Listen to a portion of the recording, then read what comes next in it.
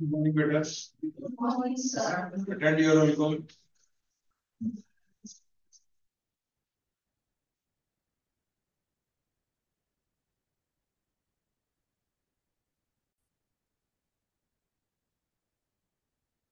Tanisha, Student present.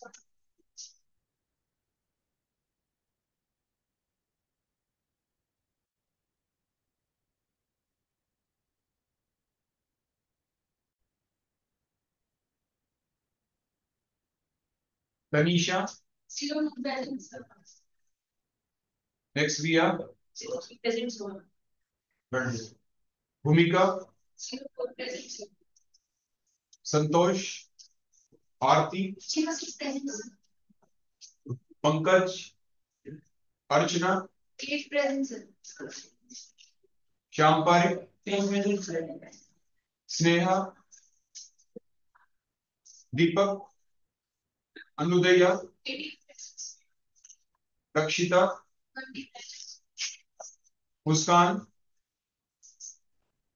Rashi, Sanjana, Renuka, Pritika,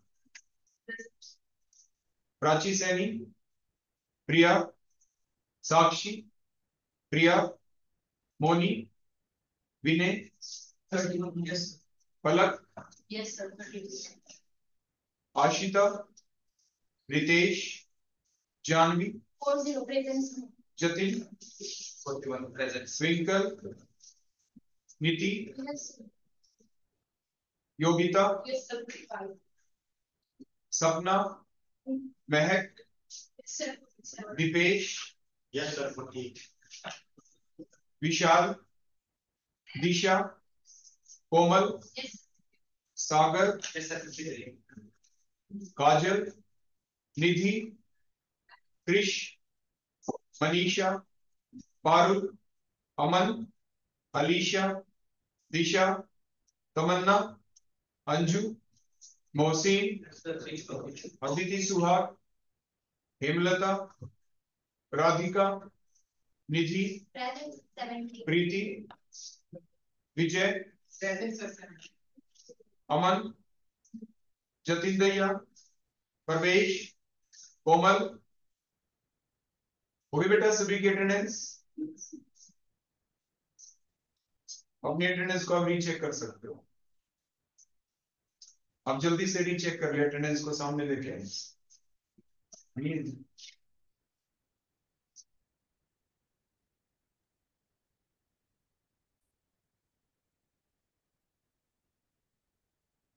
अब हम आगे प्रोसीड करेंगे बेटा अपने उसी यूनिट को जो हमारी चली हुई थी। क्या था नाम उसका? मैक्सिमम पोर्शन आपको करवाया जा चुका है, थोड़ा बहुत जो पोर्शन बाकी है अब हम उसकी तरफ चलते हैं।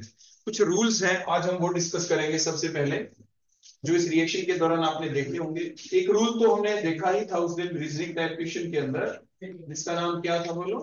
Set rule. सेट रूल की क्या है डेफिनेशन बताओ?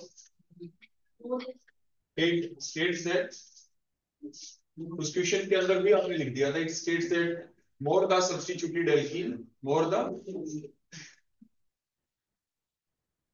the substituted alkene, more will be the stability. More will be the stability. More will be the stability.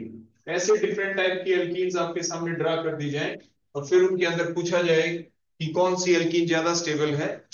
जैसे सिंपलेस्ट से सिंपलेस्ट एल्कीन हम वो ले लें, जैसे कार्बन कार्बन के बीच डबल बॉन्ड और इसकी सारी वैलेंसीज जो है रिमेनिंग वैलेंसी कार्बन की, वहां पे हम एच लगा दें तो हम सब्स्टिट्यूटेड एल्कीन है।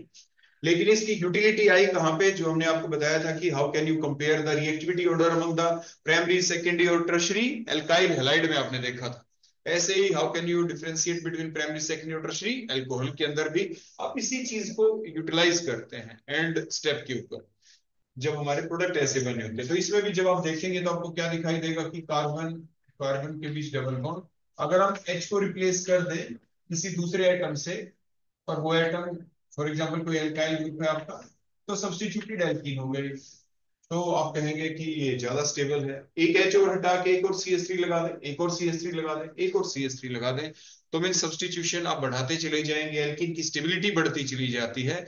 और हमने लास्ट टाइम पे आपको बता ही दिया था ऐसा क्यों। वो टर्म कौन सी थी जिसके बेसिस पे किया एक्सप्लेन? वो हाइपर कंजुगेशन थी। हाइपर कंजुगेशन से ज्यादा स्टेबल, ज्यादा जो फास्ट प्रोसेस चलती है, जो सिस्टम में ज्यादा स्टेबिलिटी लाती है, वो रेजोनेंस होती है। रेजोनेंस के बाद हाइपर कंजुगेशन आती है। अगर दोनों में कभी आपको कंपैरिजन करना पड़ जाए तो किसी क्वेश्चन के अंदर आप ये ध्यान रखेंगे। ठीक हो गया बेटा? तो वो आप एग्जाम्पल के तौर पे आप वो दूसरे भी ले सकते हैं जो मैंने क्वेश्चन आपको लास्ट टाइम बता दिया था। अब हम लेंगे, ये तो हमारा लास्ट टाइम यूज हो ही गया था। अब हम यूज करने वाले हैं अपने अगले दो मेन रूल, जिसे कहते क्या है? Markovnikov rule.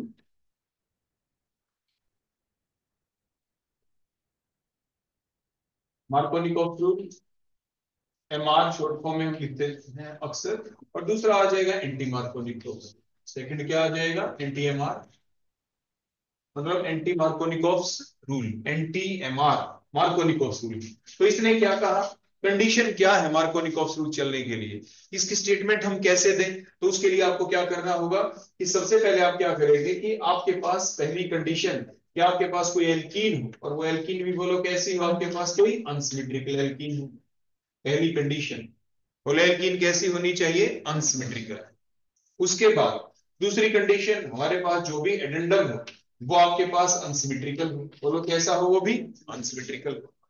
तो फिर उसके बाद नेक्स्ट पॉइंट होगा क्या, जो आपकी ये डबली बॉन्डेड कार्बन एटम आपको यहाँ पे दिख रहे हैं, इनमें से किसी एक के ऊपर पॉजिटिव पार्ट लगेगा और दूसरे के ऊपर नेगेटिव पार्ट लगेगा आपका। जाके कहाँ पे कौन सा पार्ट लगे, उसी बात की जो स्टेटमेंट है उसी का नाम क्या है? Markovnikov rule. तो देखो इसने क्या कहा, फिर हम इसका मैकेनिज्म देखेंगे। It states that it states that the negative part the negative part of the, बोलो कैसा? एडेंडम जो ऐड हो जाए, तो इसको हमें ऐड करना है, तो इसके लिए हम वर्ड यूज करते हैं एडेंडम। तो the negative part of the unsymmetrical addendum, वो भी अनसिमेट्रिकल ही लिया। The negative part of the unsymmetrical addendum will attach to that doubly bonded carbon atom of unsymmetrical alkene which has, जिसके पास बोलो क्या है? which has least number of H atom, which has least number of, बोलो क्या? H atom। इसमें अगर आप देखें, ये डबली बॉन्डेड कार्बन एटम वो हुए जिन दो कार्बन के बीच में है डबल बॉन्ड। इन दो कार्बन के बीच में डबल बॉन्ड, तो आप इन्हें कहेंगे डबली बॉन्डेड कार्बन एटम। और इन दोनों में से वो कौन सा डबली बॉन्डेड कार्बन एटम है जिसके ऊपर आपको कम एच दिख रहे हैं? वो ये आपका ये हो गया। तो इसके ऊपर तो बोलो कौन सा पार्ट ऐड हो जाएगा? Negative part. और इसके ऊपर क्या लग जाएगा? इधर पॉजिटिव पार्ट। जब ये एडिशन रिएक्शन यहाँ पे चलेगी। अब क्वेश्चन ये आया कि आखिर ऐसा हुआ क्यों? तो चलो पहले तो इसकी बात मान लेते हैं और रिएक्शन को पूरा लिख देते हैं। तो बोलो रिएक्शन आपकी कैसे लिखी जाएगी पूरी? देखो ये CH3 single bond C, single bond CH2 कर दिया, देखो डबल बॉन्ड का क्लीवेज हुआ। HCl को ऐड करना था, तो वो कार्बन, वो डबली बॉन्डेड कार्बन एटम जिसके ऊपर कम H थे, उसके ऊपर हमने नेगेटिव पार्ट में Cl ऐड कर दिया, और बचे हुए के ऊपर हमने बोलो क्या? H लिख दिया। ये CH3 बन गया और यहाँ पे आपका Cl आ गया। प्रोडक्ट जो बना, अगर इससे कोई आपका नाम पूछे 1 2 3 अगर आप नंबरिंग करें, तो 2 के ऊपर क्लोरो है, 2 के ऊपर क्या है बेटा? यहाँ पे 2 क्लोरो और 3 कार्बन है, तो प्रोप हो गया, और सिंगल बॉन्ड है तो एन हो गया। तो नाम हो गया इसका 2 क्लोरो प्रोपेन। यहाँ पे जो रिएक्टेंट है बोलो इसका नाम क्या हो गया? ये प्रोप हो गया। 1 2 3 नंबरिंग करे, 1 और 2 के बीच है आपका डबल बॉन्ड, तो लोएस्ट नंबर यूज किया जाता है। तो लोएस्ट नंबर 1 हो गया डबल बॉन्ड की पोजीशन के लिए, तो प्रोप 1 ही हो गया। बोलो क्या हो गया? तो इस तरह से कन्वर्जन आपके एग्जाम में आ जाए कि how can you convert prop 1 into 2 chloropropane.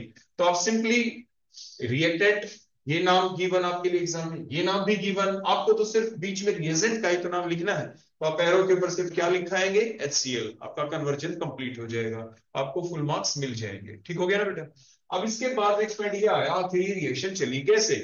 उसके बाद हम आपको याद दिला दें कि हमने आपको ये बताया था एक देखो, फिर थोड़ा ब्रीफ कर दें आपको। हमने बताया कि व्हाट इज रिएक्शन, आपने पढ़ा कि reaction is said to occur when old bond breaks and new bonds form. वो तो होगा ही। आपने देखा कि डबल बॉन्ड का क्लीवेज हो गया, वैलेंसी कम हो गई कार्बन की, उनकी वैलेंसी को कंप्लीट करने के लिए जो रिएजेंट हमने डाला उसके पार्ट अलग अलग पोजीशन के ऊपर जाके ऐड हो गए, और वो जो रूल यूज हुआ उसको हमने मार्कोनिकोव्स रूल कह दिया कि नेगेटिव पार्ट वाले को हमने ऐड कर दिया उस डबली बॉन्डेड कार्बन एटम के ऊपर जिसके ऊपर कम एच थे, and so on, remaining part दूसरे कार्बन के ऊपर चला गया। ये तो हो गया। लेकिन अब क्वेश्चन ये उठा कि आखिर ऐसा हुआ क्यों? ऐसा इसलिए हुआ कि हमने, जैसे मैंने आपको बताया, रिएक्शन की डेफिनेशन के बाद आपने देखा रिएक्शन कितने टाइप की होती है। तो हमने पढ़ा था रिएक्शन में भी था सब्स्टिट्यूशन रिएक्शन में भी था एडिशन रिएक्शन। फिर एडिशन का तो आपको पता चल गया, because there is a double bond in between this two carbon and carbon atom, जो कि दोनों सेम है, इसलिए एडिशन हो गई। कैसी हो गई? एडिशन हो गई। लेकिन अब एडिशन भी दो टाइप की थी, इलेक्ट्रोफिलिक एडिशन या न्यूक्लियोफिलिक एडिशन रिएक्शन। तो वो भी हमने आपको बताया था कि कब आपकी इलेक्ट्रोफिलिक एडिशन रिएक्शन चलेगी और कब न्यूक्लियोफिलिक। तो आपने ध्यान दिया होगा कि देखो, अगर मैं ऐसा ग्रुप ले लेता एल्डिहाइड कीटोन जैसा, देखो सी डबल बॉन्ड ओ, अगर ये भी तो डबल बॉन्ड है, यहाँ पे भी तो डबल बॉन्ड दिख रहा है और यहाँ पे, लेकिन सेपरेशन ऑफ चार्ज हो गया। Here the double bond is present between the two same atoms. There occurs no separation of charge. कोई सेपरेशन हुआ नहीं है अभी तक।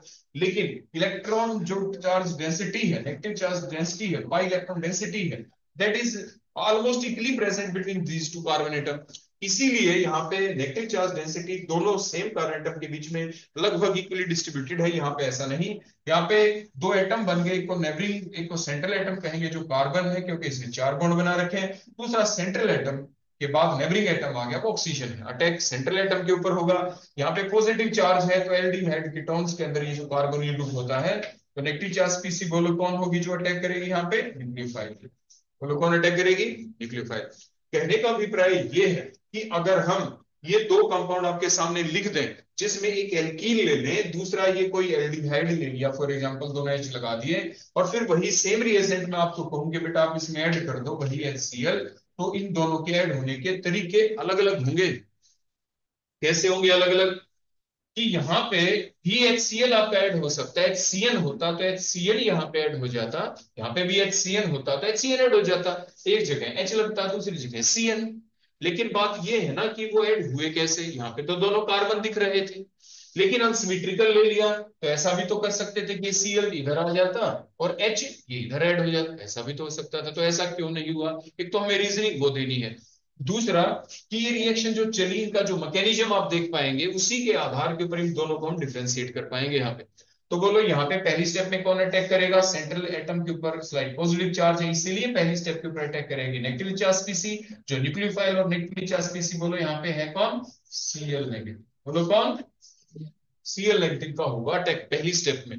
और जैसे अटैक होगा कार्बन के 5 बॉन्ड हो जाएंगे, 1 2 3 4 पहले से हैं, 5 तो बना नहीं सकता कार्बन। अटैक का मतलब न्यू बॉन्ड फॉर्मेशन, तो पाई बॉन्ड पीक बॉन्ड ये आपके डिस्पर्स हो गए मोर इलेक्ट्रोनेगेटिव ऑक्सीजन एटम की तरफ। तो पहले स्टेप में बोलो कौन ऐड हो गया बेटा यहाँ पे? Cl negative. अब O नेगेटिव आया, अब जो O नेगेटिव यहाँ पे बनेगा ना, देखो इस टाइप से, ये H और ये C, ये H और ये O के ऊपर देखो ये आ गया नेगेटिव चार्ज, आ गया ना, देखो यहाँ पे नेगेटिव चार्ज। अब जो नेगेटिव चार्ज आया, अब जो अगली स्टेप आएगी यहाँ पे, बोलो कौन बच गया था यहाँ पे? H positive. अब ये इलेक्ट्रॉन इसको भी दे देगा, अब आपका फाइनल प्रोडक्ट बन जाएगा यहाँ पे। और नीचे तो बोलो कौन आपने ऐड कर दिया था यहाँ पे? Cl। इस टाइप से कहने का अभिप्राय क्या है, जब कभी भी डबल बॉन्ड होता है तो एडिशन रिएक्शन चलती है, एक्सेप्शन जैसे बेंजीन रिंग, क्योंकि उसमें एरोमेटिसिटी फैक्टर आ जाता है। तो एडिशन रिएक्शन की डेफिनेशन हमने क्या पढ़ी थी? The reaction in which whole of the addendum, देखो ये एडेंडम जो ऐड होगा, पूरा का पूरा एडेंडम ऐड हो जाएगा, H भी ऐड होगा, Cl भी ऐड होगा। The reaction in which whole of the addendum is added across the multiple bond, across that here double bond, एक जगह H ऐड होगा, एक जगह Cl। लेकिन कौन सी चीज कहाँ ऐड हो, पहली बात। दूसरी बात, कौन पहली स्टेप में करेगा अटैक, उसी बेसिस के ऊपर होगा रिएक्शन का नाम। पहली स्टेप में अटैक किया न्यूक्लियोफाइल ने, सो न्यूक्लियोफिलिक रिएक्शन, एडिशन तो हुई है, so the nucleophilic addition reaction जो आपकी एल्डिहाइड या कीटोन्स में चलती है। अब बात आ गई यहाँ पे, तो यहाँ पे क्या हुआ? देखो मैं अगर इसी टाइप से इसको यहाँ से, देखो जो प्रोडक्ट बना था, अगर मैं इसको हटा दूं यहाँ पे कुछ पल के लिए, देखो मैं प्रोडक्ट को हटा देता हूँ और फिर मैं आपको मैकेनिज्म के थ्रू इस चीज को समझाता हूँ। देखो क्या हुआ, पहले इसको मैं कंप्लीट कर दूं ताकि आप देख पाए। ये O के ऊपर देखो H आ गया, ये H था और ये Cl। क्लियर हो गया बेटा? अब आगे चलते हैं। Due to the very high pi electron density, देखो चीजें दोनों HCl यहाँ पे भी हम ऐड करेंगे, H पॉजिटिव Cl नेगेटिव है, लेकिन due to the high pi electron density between these two carbon atom, अब होगा क्या, दोनों के दोनों जो इलेक्ट्रॉन है किधर शिफ्ट होंगे, किधर शिफ्ट होंगे, या तो इधर वाले कार्बन के ऊपर या उधर, वो कहीं पे भी शिफ्ट, लेकिन इलेक्ट्रॉन दिए जाएंगे H पॉजिटिव को, पहली स्टेप में H पॉजिटिव ये अटैक करेगा due to the high pi electron density, due to the high uniform pi electron density between these two same carbon atom. तो अटैक तो होगा पहली स्टेप में H पॉजिटिव का ही, पहली स्टेप में एडिशन किसका होगा, सिर्फ H पॉजिटिव का, लेकिन कहां हो, ये चीज तो बेटा नीचे वाली तो आपको समझ में आ गई ना। अब मैं देखो इसको क्लियर कर देता हूं यहां से। अब अटैक कहां पे हो, जहां पे भी होगा अटैक, दोनों पॉसिबिलिटी में लिख देता हूं आपके सामने। देखो यहाँ पे CH ये डबल बॉन्ड CH2 मैंने लिख दिया, उसी टाइप से देखो H पॉजिटिव Cl नेगेटिव हमने लिख दिया। अब मान लीजिए दोनों इलेक्ट्रॉन शिफ्ट हो जाए, देखो इधर इधर टर्मिनल कार्बन की तरफ, तो क्या हुआ, ये CH3 सिंगल बॉन्ड CH, ये डबल बॉन्ड सिंगल हो गया, ये CH2 है, CH2 के पास दो डॉट है, दो डॉट का मतलब ये एक इलेक्ट्रॉन खुद इस कार्बन का, दूसरे नेबरिंग कार्बन का, दोनों इलेक्ट्रॉन इसने अपने पास नहीं रखे, क्योंकि इलेक्ट्रॉन डेंसिटी है ना, नेगेटिव चार्ज डेंसिटी है, इलेक्ट्रॉन मिलते ही किसी पॉजिटिव चार्ज स्पीसी को ही दिया जाएगा। HCl में वो पॉजिटिव चार्ज स्पीसी कौन थी, H पॉजिटिव, तो H पॉजिटिव को दिए गए। देखो ये H यहाँ पे लग गया, पिछले कार्बन के ऊपर बोलो कैसा चार्ज आ गया, पॉजिटिव चार्ज आ गया, कैसा आ गया, पॉजिटिव, क्योंकि दोनों इलेक्ट्रॉन इस कार्बन की तरफ आ गए। अब रिवर्स करते हैं, अगर ये दोनों इलेक्ट्रॉन इधर वाले कार्बन की तरफ हो जाए शिफ्ट, देखो इस टाइप से, और फिर ये इलेक्ट्रॉन दिए जाए इस H पॉजिटिव को, देखो कुछ इस टाइप से, CH3 SH रहा, CH ये CH2 हो गया, और क्योंकि ये दोनों पाई इलेक्ट्रॉन इधर वाले कार्बन के ऊपर शिफ्ट हो गए थे, देखो इधर, अब ये दोनों इलेक्ट्रॉन एक कार्बन का था, ये एक्स्ट्रा इलेक्ट्रॉन इधर वाले कार्बन का था, अब ये किसको दिया गया, H पॉजिटिव को, देखो H को, तो ये नया बॉन्ड बन गया, और पिछले वाले कार्बन के ऊपर कैसा चार्ज आ गया, पॉजिटिव चार्ज आ गया। फिर आपने क्या देखा, यहाँ पे कार्बन के ऊपर पॉजिटिव चार्ज, ऐसी स्पीसीज को आप कहते हैं कार्बोनियम आयन, कार्बोकेटायन भी कह देते हैं, कार्बोनियम आयन भी कह देते हैं, दोनों में डिफरेंस भी है, वो आपको बाद में बता दिया जाएगा, लेकिन आमतौर पे दोनों शब्दों को एक दूसरे की जगह हम यूज करते रहते हैं। तो आपके कार्बोनियम आयन बन गया, तो हुआ क्या, देखो ये एक ऐसा कार्बन जिसके ऊपर पॉजिटिव चार्ज एक ही कार्बन से अटैच है, डायरेक्टली एक कार्बन से, तो प्राइमरी कार्बोकेटायन है, बोलो कौन है, प्राइमरी कार्बोकेटायन है। और ये कार्बन जिस पे पॉजिटिव चार्ज दो कार्बन से अटैच है, तो सेकेंडरी कार्बोकेटायन है। जब आपने रिएक्टिविटी ऑर्डर पहले पढ़ा था, स्टेबिलिटी ऑर्डर आपने पढ़ा, तो स्टेबिलिटी ऑर्डर में आपने क्या देखा था, कौन ज्यादा स्टेबल होगा, स्टेबल वही होता है जिसमें पॉजिटिव चार्ज का डिस्पर्सल ज्यादा हो। डिस्पर्सल किसमें ज्यादा होगा, इसको थोड़ा मैं इकट्ठा करके लिख देता हूँ, यहाँ पे देखो ये CH3 बन गया, इसको भी इकट्ठा करके लिख दिया, ये CH2 लिख दिया। यहाँ पे दोनों एक R ग्रुप, ये दूसरा R group plus I effect वाले ग्रुप होते हैं, कैसे ग्रुप होते हैं, प्लस आई इफेक्ट वाले ग्रुप। ये इलेक्ट्रॉन अपने सिग्मा बॉन्ड के थ्रू इलेक्ट्रॉन इसको देंगे तो पॉजिटिव चार्ज इस पे आ जाएगा, ये देगा तो इलेक्ट्रॉन कुछ पॉजिटिव चार्ज उसकी तरफ डिस्पर्स हो जाएगा, पॉजिटिव चार्ज का डिस्पर्सल यहाँ पे ज्यादा हुआ, यहाँ पे पॉजिटिव चार्ज ये भी इलेक्ट्रॉन देंगे प्लस आई इफेक्ट से, तो पॉजिटिव चार्ज का डिस्पर्सल सिर्फ एक ही डायरेक्शन से हो रहा है, तो थोड़ा कम होगा। तो पॉजिटिव चार्ज का डिस्पर्सल कहां पे ज्यादा हुआ, सेकेंडरी कार्बोकेटायन में देन प्राइमरी, तो इसलिए सेकेंडरी कार्बोकेटायन वाली जो स्पीसी बनी that is the more stable, ये ज्यादा स्टेबल होगा, और ये बोलो क्या होगा यहाँ पे, दैट इज लेस स्टेबल, ये कम स्टेबल होगा, इसीलिए ये नहीं बनेगा और सेकेंडरी कार्बोकेटायन यहाँ पे बन जाएगा, इसलिए रिएक्शन ऐसे चलेगी।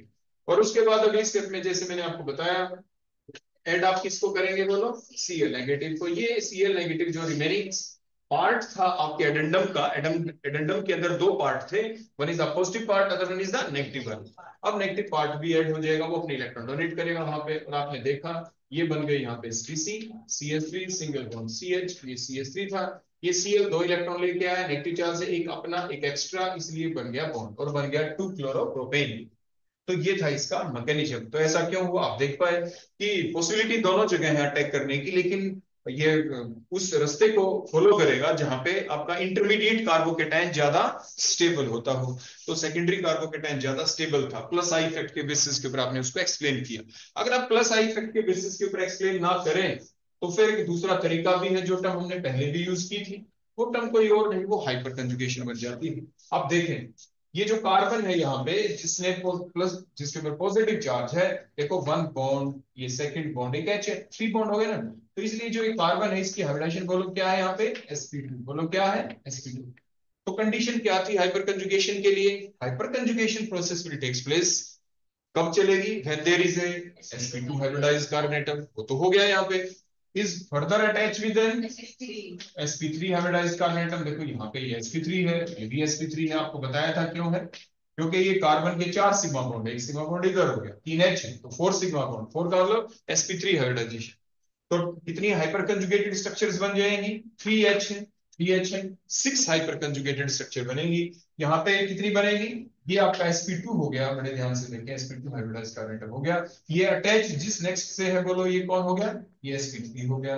और जिस sp3 से है ये अटैच, उसके ऊपर सिर्फ 2 ही तो है H, हमें आगे से कोई मतलब नहीं। ये हमारा अल्फा पोजीशन कह सकते हैं हम इसको। तो अल्फा के ऊपर H देखने हैं, और वो sp3 वाला कार्बन अगर है उसे अल्फा बोलते हैं, इससे अगला, और उसके ऊपर कितने हैं? तो 2 ही हो गए, तो इसलिए 2 हाइपर कंजुगेटेड स्ट्रक्चर यहाँ पे बनेगी। अब वो बना के भी शो कर सकते हैं आपको, हाइपर कंजुगेशन के दौरान वो डिफरेंट स्ट्रक्चर बना के दिखाई जा चुकी है। आप एग्जाम में भी ये डिफरेंट हाइपर कंजुगेटेड स्ट्रक्चर बनाए या ना बनाए, डिपेंड करता है वो क्वेश्चन आता कितने मार्क्स का है। मान लीजिए 1 ही मार्क्स का है, वो काम आपको नहीं करना, आपने डायरेक्ट लिख दिया। या फिर एग्जाम में कहेंगे कि हाइपर कंजुगेटेड स्ट्रक्चर बना के भी दिखाएं, मींस सेंस आप समझ जाएंगे एग्जामिनेशन के दौरान, तो वैसे ही आपको उसका जवाब देना है। तो ये हो गया आपके मार्कोनिकोव्स रूल की स्टेटमेंट। बोलो क्या थी statement? It states that the negative part of the addendum of the unsymmetrical connective part of the unsymmetrical addendum will attach to that doubly bonded carbon atom of unsymmetrical alkene which contain more number of या least number of which contain least number of H atom। तो ये statement थी Markovnikov's rule की, और उसके अनुसार हमने product बनाया, कन्वर्जन भी बता दिया, एग्जाम में आ जाता है कि इसको इसमें आप कन्वर्ट करें। अब उसके बाद नेक्स्ट हम लेंगे मार्कोनिकोव्स रूल के बाद एनटीएमआर। हम क्या ले लेंगे? अगर हम यहाँ पे लिख दें एंटी वर्ड, इसके आगे एंटी लिख दिया, तो इसकी ऑपोजिट लिखना है बस, विच कंटेन। जो लीस्ट हमने लिखा था, देखो और चीजों को पहले मैं क्लियर कर दूं, यहाँ पे जहां पे हमने लिखा था less number of carbon atom which contain less number of carbon atom which has less number of carbon atom, तो आप उसकी जगह क्या लिख देंगे? Which has more number of H atom. तो वो आपका बन जाता है एंटी मार्कोनिकोव्स रूल। तो ये एंटी मार्कोनिकोव्स रूल आखिर चलेगा कब? ये जब भी चलेगा, पहली बात हर किसी के केस में नहीं चल सकता, ये चलेगा HBr के केस में, पहली कंडीशन। ये चलेगा तब जब आप पेरोक्साइड ले लेते हैं, बोलो क्या ले ले? पेरोक्साइड। तीसरी बात, जब लाइट हमारे पास हो जाए, बोलो क्या हो जाए? लाइट। तो 3 कंडीशन तीनों की तीनों होंगी तो ही चलेगा एंटीएमआर। अगर हमने HBr ले लिया और पेरोक्साइड्स नहीं लिए, लाइट नहीं ली, तो HBr के साथ भी मार्कोनिकोव्स रूल ही चलेगा। कौन सा रूल चलेगा? अब देखो अगर हम लिख दें यहाँ पे, ये हमने लिख दिया CH3 single bond CH double bond CH2 type से, और इसमें हमने एग्जाम में आपके लिखा आ गया, देखो ऐसे HBr, और यहाँ पे आपका लिखा मिल गया पेरोक्साइड, और यहाँ पे लिखा मिल गया आपको लाइट। और फिर कहेंगे कि प्रोडक्ट बनाएं, तो आप एनटीएमआर के अनुसार प्रोडक्ट बनाएंगे, और आपके ये positive H positive, Br negative, negative part उस कार्बन पे लगेगा, उस डबली बॉन्डेड कार्बन एटम के ऊपर लगेगा जिसके ऊपर ज्यादा H है। तो H तो यहाँ पे है, इसके ऊपर तो 1 ही H है, तो यहाँ पे क्या लग जाएगा? Br, और यहाँ पे क्या लग जाएगा? बोलो H। मतलब बन गया प्रोडक्ट क्या? 1 ब्रोमो। बोलो क्या बन गया? 1 ब्रोमो प्रोपेन, 1 ब्रोमो प्रोपेन। और इधर बोलो कौन था? ये प्रोपीन। बोलो कौन था यहाँ पे? प्रोपीन। तो प्रोपीन को आपने किसमें कन्वर्ट कर दिया? 1 ब्रोमो प्रोपेन के अंदर। अगर आज 2 ब्रोमो में कन्वर्ट करें तो ये चीज हटा देना, पर HBr सिंपल लिखे रहने देना, Br फिर इधर लग जाएगा H यहाँ पे, तो 2 ब्रोमो प्रोपेन बन जाएगा। तो एग्जाम में ऐसे कन्वर्जन आ जाए, कन्वर्ट प्रोपेन इनटू 1 ब्रोमो, तो यही लिखेंगे। आ जाए 2 ब्रोमो, तो पेरोक्साइड लाइट मत लिखना, सिंपल HBr लिख देना, और फिर आप Br इधर लगा सकते हैं और H यहाँ लगा सकते हैं, फिर मार्कोनिकोव्स रूल चल जाएगा। तो ऐसे एग्जाम में आपके कन्वर्जन आने होते हैं। आगे बेटा बात समझ में? तो ये था, ये इसकी स्टेटमेंट थी, और ये इसका था एग्जाम्पल। अब हुआ कैसे? अब वो चीज देखते हैं। देखो हुआ कुछ ऐसे कि आपने देखा कि मान लीजिए आपने कोई पेरोक्साइड ले लिया, पर से पता चलता है यहाँ पे, अगर आप इसका मैकेनिज्म देखना चाहें तो पर से आपको पता चला कि आपके ऑक्सीजन हो, एक ऑक्सीजन और हो, तो दोनों के बीच में एक है बॉन्ड, एक को पर कहते हैं, सो कॉल्ड पर, और ऑक्सीजन के बीच है तो पेरोक्साइड बन गए। बोलो क्या बन गए? रिमेनिंग वैलेंसी ऑक्सीजन 2 बॉन्ड बनाता है, एक साइड में एक R लगा दें, दूसरी साइड में भी एक R लगा दें, तो एल्काइल पेरोक्साइड बन गए। हाइड्रोजन लिख देंगे तो हाइड्रोजन पेरोक्साइड बन जाएगा। आपने 11वीं क्लास में पढ़ा था ना, 11th क्लास के अंदर हाइड्रोजन एंड्स कंपाउंड नाम का चैप्टर, तो वहां पे आपके हाइड्रोजन पेरोक्साइड सिलेबस के अंदर, तो वहां पे हम ऐसा ही पढ़ते थे। तो अब होगा क्या, ऑक्सीजन के पास दो दो लोन पेयर होते हैं, देखो आप जानते ही हैं, है ना, दो दो लोन पेयर होते हैं। तो लोन पेयर रिपल्शन होगी यहाँ, रिपल्शन की वजह से बॉन्ड का क्लीवेज होगा, लाइट की प्रेजेंस में चल रही है तो होमोलिटिक फिशन हो जाएगा। होमोलाइटिक फिशन हुआ तो बोलो बना क्या, आर ओ, इसके पास अपना इलेक्ट्रॉन है, सी सी, दो स्पीसी बन गई। अब एल्क हो गया, ओ हो गया, तो एल्कोक्सी फ्री रेडिकल बन गया। बोलो क्या बन गया, एल्कोक्सी फ्री रेडिकल बन गया, ठीक हो गया ना। अब उसके बाद जो एल्कोक्सी फ्री रेडिकल बना, अब ये क्या करेगा, अब इसके बाद आगे जो फर्दर स्टेप इसकी चलेगी, मान लीजिए पहली स्टेप होती है, अब सेकंड स्टेप की तरफ चलते हैं। अब सेकंड स्टेप चली तो जो एल्कोक्सी फ्री रेडिकल आपका यहाँ पे बना था, अब आपके पास आ गया HBr। बोलो कौन आ गया, HBr। HBr का फिर से इसकी प्रेजेंस की वजह से ये फोर्स का काम कर रहा है यहाँ पे, तो होमोलाइटिक फिशन हुआ, इसके पास H आ रहा है। बोलो क्या बन गया, R O के साथ फ्री रेडिकल था, ये H फ्री रेडिकल आया, HBr बन गया। प्लस में बोलो क्या बन गया, Br फ्री रेडिकल। बोलो क्या बन गया, Br फ्री रेडिकल बन गया। अब जो Br फ्री रेडिकल बन गया, अब ये क्या करेगा, अब जो Br फ्री रेडिकल यहाँ पे बन गया, ये अब जो एल्कीन पार्ट है आपका CH3CH डबल बॉन्ड, देखो CH3 से, अब ये Br फ्री रेडिकल ने देखो यहाँ पे अटैक किया इसके ऊपर, देखो ऐसे, ये दोनों इलेक्ट्रॉन देखो यहाँ पे थे, देखो इसके पास थे, और रिएक्शन कुछ ऐसे चलेगी कि देखो जब ये बॉन्ड का क्लीवेज हुआ, हम आपको शो करते हैं यहाँ पे, देखो ये CH2, एक इलेक्ट्रॉन इसके पास है, एक इलेक्ट्रॉन इसके पास, ऐसा कुछ। अब होगा क्या, अब उसके बाद क्या हुआ कि ये जो Br है या तो यहाँ पे लगेगा या यहाँ पे लगेगा, दोनों में से किसी एक जगह के ऊपर। मान लीजिए हम दोनों जगह के ऊपर इसको लगा के दिखा देते हैं, मान लीजिए हम यहाँ पे लगा देते हैं Br, देखो ऐसे, या मान लीजिए हम Br को यहाँ पे लगा देते हैं, दोनों जगह देखो हमने लगा के दिखा दिया, ये फ्री रेडिकल बन गया।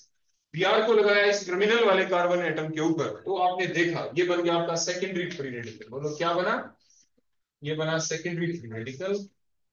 और यहाँ पे देखते हैं तो बोलो ये कौन बन गया, वो बना आपका primary free radical, primary free radical बन गया। फिर आपने पढ़ा था, जैसे कि हम डिस्कस कर रहे थे अभी, कि out of the primary secondary और टर्शियरी कार्बोकेटायन में स्टेबिलिटी ऑर्डर आपने देखा, तो कौन था ज्यादा स्टेबल, टर्शियरी कार्बोकेटायन था। Similarly tertiary free radical is more stable then the secondary, secondary is more stable then the primary. तो बोलो कौन सा बनेगा, ये बन जाएगा, हो गया ना। अब उसके बाद अब रिमेनिंग पार्ट बोलो कौन आएगा, यहाँ पे एक ही स्टेप तो बच गई, फिर HBr दोबारा से आएगा, फिर H यहाँ पे लग जाएगा आके, और आपका फाइनल प्रोडक्ट आपके पास, और बन गया बोलो कौन, 1 ब्रोमो प्रोपेन, आखिरी स्टेप के अंदर। अब क्वेश्चन क्या उठा यहाँ पे, क्वेश्चन ये उठा कि सिर्फ HBr ही ऐसा है जो ये पहली स्टेप चली, देखो ये जो स्टेप चली, इन देखो कोई भी जो रिएक्शन होती है या तो एक्सोथर्मिक होगी या एंडोथर्मिक होगी। आपने पढ़ा था ना किसी भी प्रोसेस की स्पॉन्टेनिटी के लिए, आपने थर्मोडायनेमिक्स में बेटा क्या पढ़ रखा है, आपने ये पढ़ा था कि कोई भी प्रोसेस स्पॉन्टेनियस कब होती है, उसके सिर्फ दो ही फैक्टर होते हैं। पहला फैक्टर क्या होता है, that is the energy factor, और सेकंड फैक्टर होता है आपका रैंडमनेस फैक्टर। सेकंड क्या था आपका, randomness factor. Energy factor and the randomness factor, energy factor हमें बताता है रिएक्शन के बारे में कि रिएक्शन एक्सोथर्मिक है या नहीं, मतलब एनर्जी डिक्रीज होनी चाहिए। अगर किसी रिएक्शन के दौरान एनर्जी रिलीज हो जाए, डिक्रीज हो जाए, तो स्पॉन्टेनियस है। या किसी रिएक्शन के दौरान रैंडमनेस बढ़ जाए, मान लीजिए अब यहाँ पे इस रूम के अंदर हम खड़े हैं और आप बैठे हो, और मान लीजिए मैं भी चुपचाप यहाँ पे बैठ जाऊं, आप भी चुपचाप बैठे रहे, कोई पूछे आके क्या पढ़ाई चल रही है, आपस में एक दूसरे की इंटरेक्शन हो रही है, आप कहेंगे नो, कुछ भी नहीं हो रहा, नो प्रोसेस। गेम के अंदर चले गए, फुटबॉल मैच चल रहा है, कोई इधर भाग रहा है कोई उधर, तो आप कहेंगे प्रोसेस हो रही है। अगर शांति से बैठे नो प्रोसेस, मतलब रैंडमनेस कहते हैं उसको। रैंडमनेस का मतलब पार्टिकल्स का इधर उधर मूव करना, दैट इज द रैंडमनेस। तो मोर द रैंडमनेस, रैंडमनेस को जो बताए उस फिजिकल प्रॉपर्टी को आप एंट्रोपी कहते हैं, तो एंट्रोपी ज्यादा मींस रैंडमनेस ज्यादा है। तो जैसे जैसे रैंडमनेस बढ़ेगी प्रोसेस स्पॉन्टेनियस होगी, एनर्जी घटेगी तो प्रोसेस स्पॉन्टेनियस होगी। लेकिन इन दोनों की अपनी अपनी कमियां हैं, इन दोनों की अपनी अपनी कुछ लिमिटेशंस थी, कि यहाँ पे हम डेल्टा एस की बेसिस पे लिखते थे, इन दोनों की कमी थी, उसी कमी को दूर करने के लिए तो आपका गिब्स फ्री एनर्जी फैक्टर आया था, जिसे आप डेल्टा जी से रिप्रेजेंट करते थे। ये फार्मूला था delta G is equal to delta H minus 3 delta S, और दोनों फैक्टर को जब आप इसमें लिख देते थे तो डेल्टा एच माइनस हो तो माइनस लगा दिया, डेल्टा एस पॉजिटिव हो, पॉजिटिव लगाने से कोई फर्क नहीं पड़ेगा, तो ओवरऑल यहाँ पे आप देखते थे कि दोनों फैक्टर माइनस के आ गए तो डेल्टा जी की वैल्यू क्या होगी, नेगेटिव। तो ऐसा ही आपने सीखा था वहां पे कि कोई भी प्रोसेस स्पॉन्टेनियस कब होगी, जब ये कहने की बजाय डेल्टा एच नेगेटिव हो या ये कहने की बजाय डेल्टा एच पॉजिटिव हो, because there are something limitation in them. एक कॉमन फैक्टर ले आए डेल्टा जी। अगर डेल्टा जी है नेगेटिव तो प्रोसेस क्या होगी, स्पॉन्टेनियस। क्या होगी, स्पॉन्टेनियस। अगर आप देखो, आप एक चीज देखो ना, मान लीजिए इवेपोरेशन ऑफ वाटर है, पानी रख दिया आपने, वो इवेपोरेट हो रहा है, तो वो कब हो रहा है, इन्वायरमेंट से उसने एनर्जी एब्जॉर्ब कर ली। एनर्जी एब्जॉर्ब कर ली तो डेल्टा एच तो पॉजिटिव हो गया ना, क्योंकि एंडोथर्मिक है, एनर्जी एब्जॉर्ब कर ली। तो पहला फैक्टर क्या कहता है वहां पे कि भाई एनर्जी एब्जॉर्ब कर ली, डेल्टा एच पॉजिटिव आ गया, तो इवेपोरेशन प्रोसेस चलनी नहीं चाहिए, नॉन स्पॉन्टेनियस होनी चाहिए, लेकिन वो तो चलती है। क्यों चली, जैसे ही एनर्जी बाहर से एब्जॉर्ब की, वाटर मॉलिक्यूल जो लिक्विड फॉर्म के अंदर थे उनके बीच की इंटरेक्शन ब्रेक हो गई और वाटर मॉलिक्यूल वेपर फेज में चले गए, रेंडमनेस बढ़ गई। Means randomness factor dominates over the energy factor. मतलब जो ये पॉजिटिव फैक्टर था एनर्जी एब्जॉर्ब की, डेल्टा एच पॉजिटिव था, मान लीजिए प्लस तो आ गया +2 और रेंडमनेस बढ़ गई, मतलब ये क्या आ गया, और भी ज्यादा बढ़ गई आपकी। Means randomness factor dominates over the, बोलो क्या, एनर्जी फैक्टर। इसलिए प्रोसेस क्या होगी, बोलो आपकी स्पॉन्टेनियस। क्लियर हो गया। तो ये बातें मैंने आपको इतनी सारी यहाँ पे क्यों बता दी, आपके दिमाग में बात आ रही होगी कि सर टॉपिक तो हमारा चल रहा मार्कोनिकोव्स रूल और एंटी मार्कोनिकोव्स रूल, बातें बीच में आपने थर्मोडायनेमिक्स ला दी, वो तो हमारी कोई दूसरी यूनिट है सिलेबस के अंदर। तो ये चीज इसलिए लानी पड़ी कि अभी हमारा क्वेश्चन अगला क्या बनने वाला है कि जो एनटीएमआर चलता है ये सिर्फ एचबीआर के केस में ही चलता है, ये एचसीएल के केस में नहीं चलता, ये एचआई के केस में नहीं चलता। क्यों नहीं चलता, ये तभी चलेगा, सिर्फ उस पर्टिकुलर कंपाउंड के केस में चलेगा जहां पे पहली step, second step, next step and so on, जो लास्ट तक की जितनी स्टेप हो उन सभी स्टेप्स के अंदर डेल्टा एच की वैल्यू नेगेटिव हो। बोलो क्या हो, एचबीआर के केस में ये पाया गया, it is to be found that the value of delta H is negative in all the steps. लेकिन आपके आपके एचबीआर की बजाय एचसीएल ले लो, एचआई ले लो, अगर आप यहाँ पे HCl ले लेते, HI ले लेते और पेरोक्साइड लाइट डाल दो तो भी आपका एनटीएमआर नहीं चलेगा। एनटीएमआर सिर्फ चलता है HBr के केस में ही, क्योंकि in all this step the value of delta H is negative only with HBr, not with HCl and HI। सारी स्टेप नेगेटिव नहीं होती, किसी में कोई स्टेप पॉजिटिव होती हो जाती है, किसी में कोई दूसरी स्टेप पॉजिटिव हो जाती है, सारी स्टेप पॉजिटिव नेगेटिव नहीं होती। So that's the reason NTMR will takes place only in presence of HBr but in presence of peroxide and the light। आगे बेटा बात समझ में। तो ये था आपके NTMR के बारे में। तो NTMR के बारे में कोई डाउट होता मेरे से पूछ लें, लेकिन ये चीजें देखो आपको पता होनी जरूरी थी, तभी तो इसकी यूटिलिटी आप यहाँ पे समझ पाए, उसी के बेसिस के ऊपर हम जवाब दे पाए। अब एनटीएमआर पढ़ने के बाद, एनटीएमआर हो गया, मार्कोनिकोव्स रूल हो गया, अब इससे कोरिलेटेड एक टर्म और है जो अक्सर हम एल्काइल, अपने एल्कीन्स के अंदर, एल्कीन से जब हम एल्काइल हैलाइड को प्रिपेयर करते हैं तो उस वक्त हम उस चीज को करते हैं यूज, और वो जो चीज है वो एक ब्रोमिनेशन ही रिएक्शन है।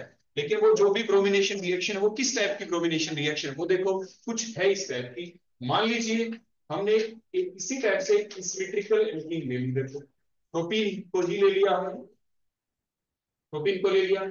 अब इसमें क्या करें, हमने वही HBr भी डाल दिया, लेकिन HBr डालने के साथ साथ हमने NBS डाल दिया। बोलो क्या डाल दिया, NBS। या हमने सिंपल ब्रोमीन डाल दिया और हीट कर दिया, in presence of UV light डाल दिया, यहां से एनर्जी मिली हमें। HBr डाल दिया, लेकिन HBr पेरोक्साइड लाइट के साथ नहीं, कैसे, HBr in presence of NBS। या हमने Br2 डाला लेकिन इन प्रेजेंस ऑफ लाइट। दोनों ही केसेस में चाहे Br2 हो तो यहाँ पे भी क्या होगा, Br और Br के बीच में लाइट की प्रेजेंस में होगा होमोलाइटिक फिशन और बन जाएंगे, मिल जाएंगे हमें Br रेडिकल। सिमिलरली अगर हम HBr और देखो N ब्रोमोसक्सीनमाइड, बिना स्ट्रक्चर बनाए समझे, N ब्रोमोसक्सीनमाइड तो होगा क्या, जो N ब्रोमो के अंदर नाइट्रोजन के ऊपर जो Br लगा हुआ है, पेंटागन टाइप की स्ट्रक्चर है, जो Br है, Br आ गया बाहर, H चला गया वहां पे, सक्सीनमाइड बन गया। N ब्रोमो सक्सीनमाइड बोलो किस में कन्वर्ट हो गया, सक्सीनमाइड में। Br बाहर आया, H वहां पे गया, एक Br HBr में पहले से था, दोबारा से बन गए, बोलो कितने Br, 2। पर्पस हमारा क्या है, इस पर्टिकुलर रिएक्शन के दौरान HBr NBS से भी 2 मोल्स बनेंगे Br फ्री रेडिकल, और डायरेक्ट Br2 ले लें तो भी बनेंगे 2 मोल ही Br फ्री रेडिकल के। अब रिएक्शन क्या होगी, रिएक्शन होगी कुछ ऐसे, इन दोनों के अंदर अगर हम देखेंगे यहाँ पे तो हमने क्या देखा कि ये CH2 double bond CH single bond, देखो ये जो CH2 CH3 जो आपको दिख रहा है, इसको अगर मैं थोड़ा ओपन फॉर्म में इस टाइप से यहाँ पे लिख दूं, और रिएक्शन अगर हम कुछ ऐसे करने की कोशिश करें, और यहां से अगर हम क्लीवेज कर दें उसी टाइप से होमोलाइटिक फिशन, तो आप कुछ ऐसा देख पाएंगे यहाँ पे कि कुछ इस तरह का फ्री रेडिकल बन गया, और HBr निकल गया, H free radical Br, HBr निकल गया, ये फ्री रेडिकल बन गया, यहाँ पे निकल गया ना। ये जो फ्री रेडिकल बना, कौन सा है ये, मैंने पीछे नाम भी बताया था आपको उस दिन रीजनिंग टाइप वाले क्वेश्चन में, ये कोई और नहीं, ये है एलाइल। बोलो कौन है, that is the allyl free radical. और जो एलाइल फ्री रेडिकल है ये ज्यादा स्टेबल है, क्यों है, क्योंकि ये फ्री रेडिकल डबल बॉन्ड के साथ ऑल्टरनेटिवली प्रेजेंट है। देखो इसका क्लीवेज हुआ है यहाँ पे होमोलैटिक फिशन, ये एक इलेक्ट्रॉन इधर आ गया, ये इधर देखो, बड़े ध्यान से देखो, और क्या हुआ, ये CH2 अब अकेला इलेक्ट्रॉन बच गया है पिछले कार्बन का, ये सिंगल, ये CH और डबल बॉन्ड बोलो क्या CH2, देखो दोनों इलेक्ट्रॉन इधर आ गए, मतलब क्या हुआ, रेजोनेंस चल पड़ी, रेजोनेंस की वजह से फ्री रेडिकल का डिस्पर्सल हो गया, जो इस कार्बन पे था दूसरे कार्बन पे चला गया, means that is more stable, इसीलिए रिएक्शन चल पड़ी। अब उसके बाद होगा क्या, जो भी फ्री रेडिकल बना, एक Br और भी तो है, वो इस फ्री रेडिकल के साथ अटैच हो जाएगा, और ये CH2 double bond CH single bond CH2 के साथ, बोलो आगे कौन जा लगा, ये जा लगा Br, तो एलाइल ब्रोमाइड बन गया। बोलो कौन बन गया, इस पर्टिकुलर रिएक्शन को आप कहते हैं यहाँ पे एलाइलिक ब्रोमिनेशन। बोलो क्या कहते हैं आप इसे, दैट इज एलाइलिक ब्रोमिनेशन। तो ये अक्सर एग्जाम में क्वेश्चन दिया जाता है। जैसे फॉर एग्जांपल मान लीजिए इससे हटके मैं क्वेश्चन आपके सामने लिख देता हूँ, आप उसका जवाब देना, आप ये बताना क्या ये वही रिएक्शन है या नहीं।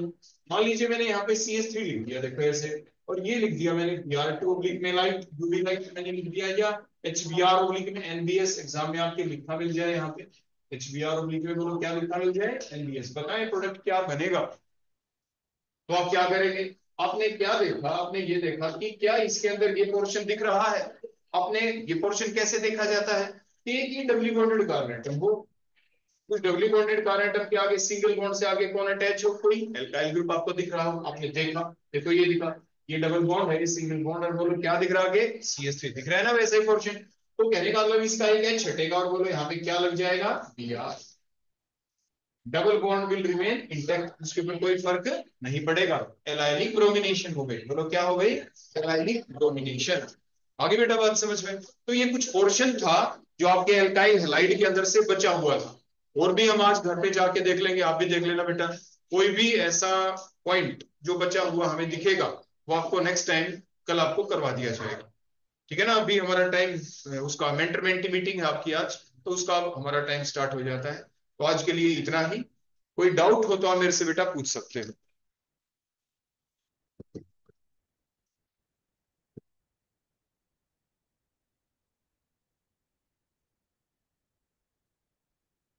बेटा कोई डाउट, आपकी मेंटरमेंट मीटिंग भी आज मेरे साथ ही आप है ना, क्योंकि फर्स्ट ईयर का जो ग्रुप है वो मेरे पास है, और नया मैम छुट्टी के ऊपर है मई तक, तो इसलिए वो बच्चे भी मेरे पास ही रहेंगे यहाँ पे, ताकि आप फ्री इधर उधर ना घूमें, ये लोग बाहर जाके फिर डिसिप्लिन हो जाएगा ना, तो सारे बच्चे आप यहीं पे रहेंगे टोटल।